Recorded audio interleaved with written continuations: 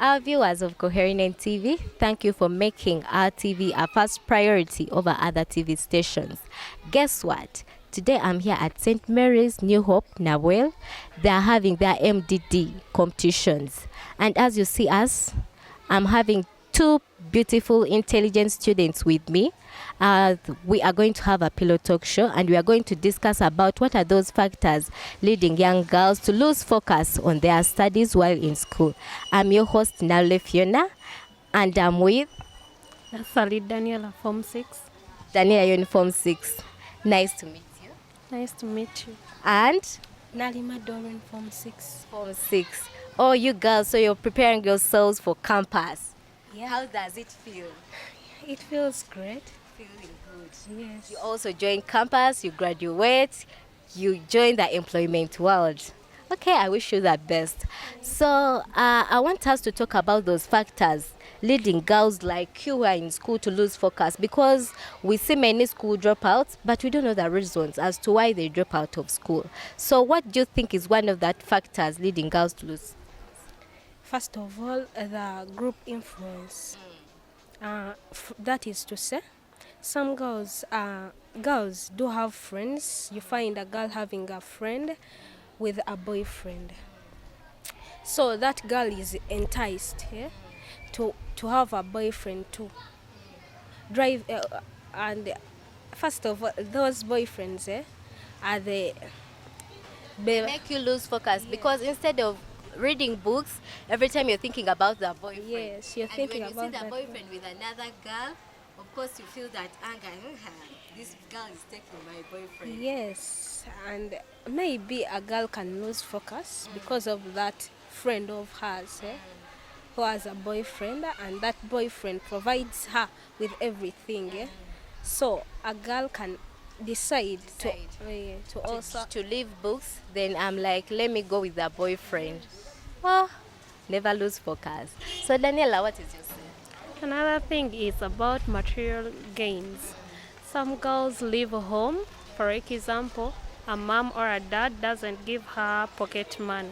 And when she sees her friends having good eats from the canteen, When you open that suitcase, you're having, this one is having soda, water, milk, everything, and then all there of is those you good things, having nothing. and you have nothing, then you say, why am I not having this? Okay, that leads you to lose focus on your studies. Then you start to looking for ways to get to those things those your friends have, yet for you So you what are those ways that you can go for? the ways. One of them is relationships in that school. You found either with your classmates or other classes, you find that that guy or that handsome boy can give you what you don't have, or anyone from the community, maybe a boda guy, a taxi guy. He can provide you with anything that you need except what your parents can give you. I hear secondary girls get sugar daddies. Is it true? That's true, but it's rare. Do you also have one? No, that's not possible. Daniela, better tell us the truth. I'm telling the You're a truth. good girl. I can even sew in mom's head. Oh, then that is good. What are also other factors that make girls lose focus? Poverty Poverty. at home. When you find a home, girls, when we reach the adolescence, Yes. yes, those the new clothes, obuliko.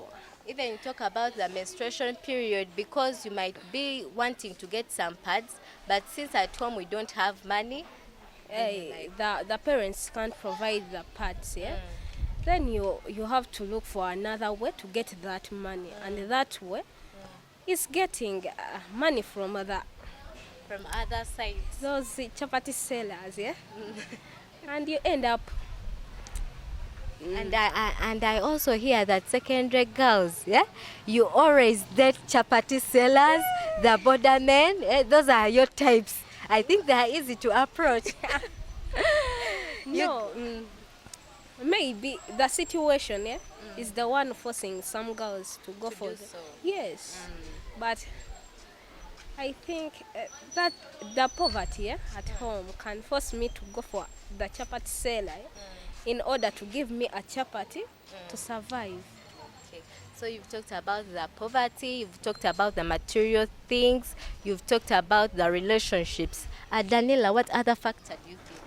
The other factors are like harassment at school from either your classmates or the teachers. Some teachers have that habit of picking up fights with the kids, yeah? That in that way, a girl, especially girl children, a girl, always whenever the teacher comes to the class, she says that good teacher, he's always doing this to me. That also makes her lose her focus. Or is it just because the teacher was trying to vibe you, then you refused? Maybe that's the case, but it's also from the classmates. Yeah? They can always tease you, since sometimes girls, we have that habit of staining our clothes with the menstrual periods.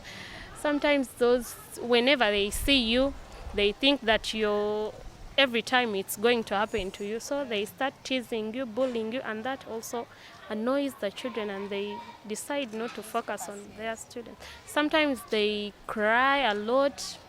Whenever a teacher comes, she's not comfortable, thinking that the classmates are gonna talk nonsense about her. All of those things can lead to focus diversion from the studies. So apart from those, do you think is there anything else that you would like to address? About the, Losing focus, the factors. first of all, girls should know their class. Yeah? In that they can't lose focus and observe their role models. For example, the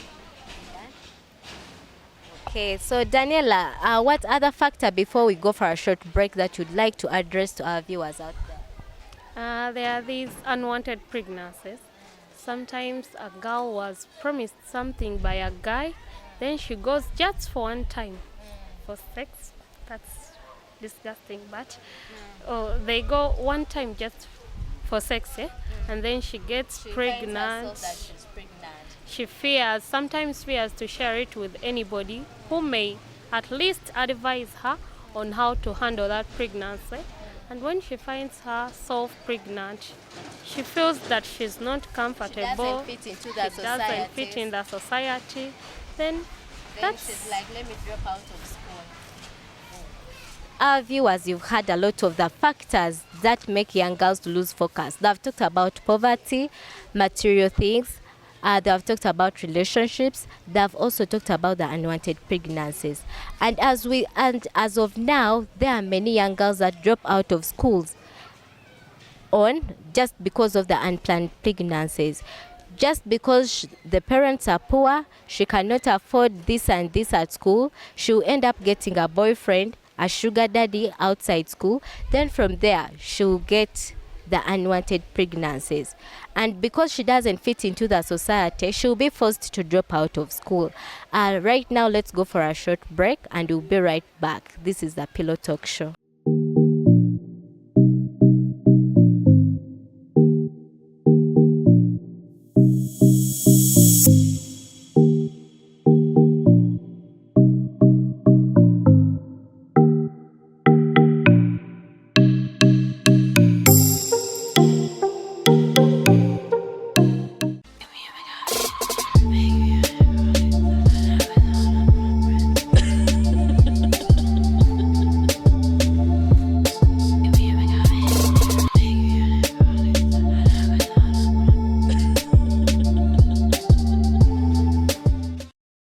Welcome back from that short break, and thank you for watching Coherent TV.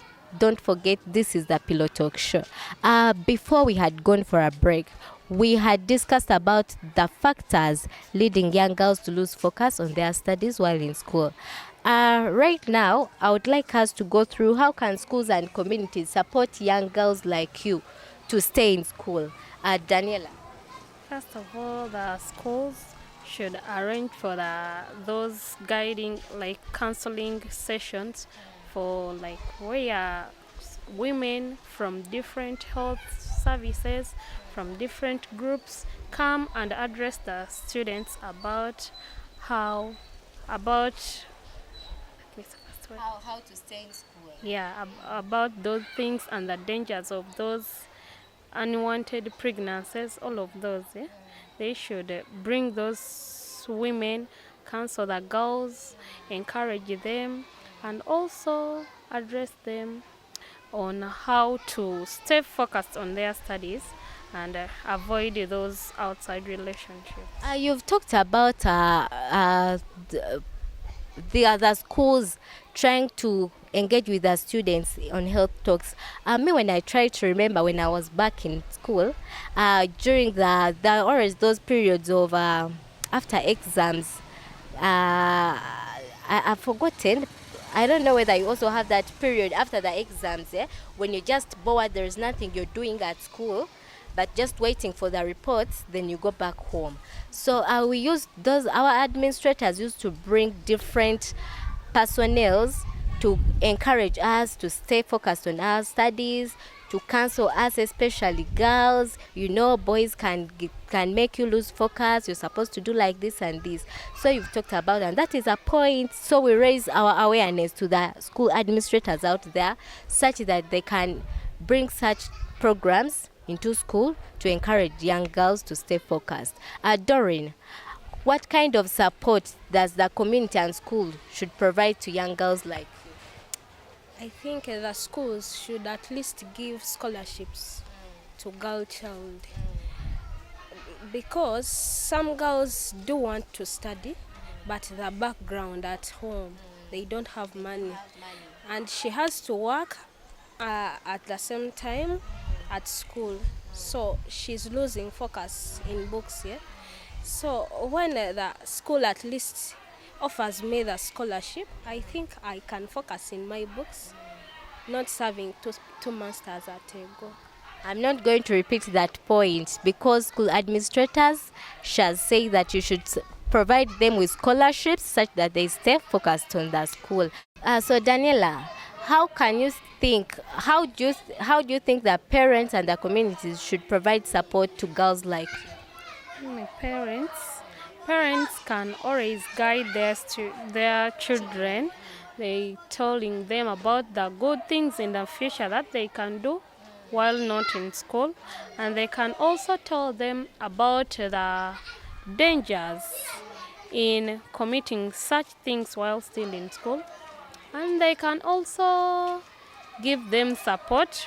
That support is like giving them freedom to speak with them, telling them their secrets. Like those parents, sometimes a girl can always fear to tell her mother or father about the things that she goes through and decides to tell them to a stranger. Just because they are rude. Yeah. Parents should always be polite to their students, not in the polite way that some people think, but polite in the way talking to them, asking them about their problems, helping them solve them, all of that sort of thing. Thank you. Our viewers, you've heard a lot from these students, but before we wind up our topic, according to you've talked about the point of unwanted pregnancies. So when we come to that point, what kind of support that can be done to ensure reproductive health information and services are reached to these young girls in school? Yes, Doreen. Yes, Daniela. Okay, there should be in the hospitals, they should provide those secret rooms where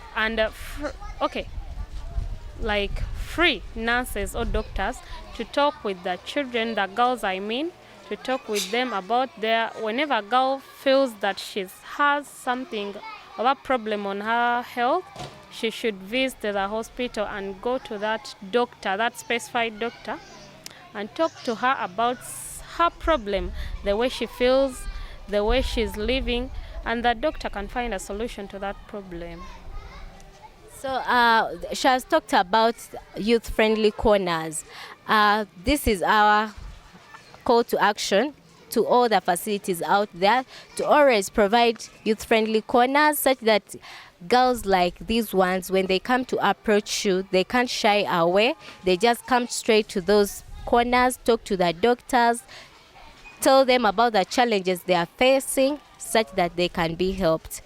These girls drop out of school because of the unwanted pregnancies, and because of unwanted pregnancies they find themselves, others, just because she wants to go back to school, should try to get all means of trying to terminate these pregnancies such that she can go back to school.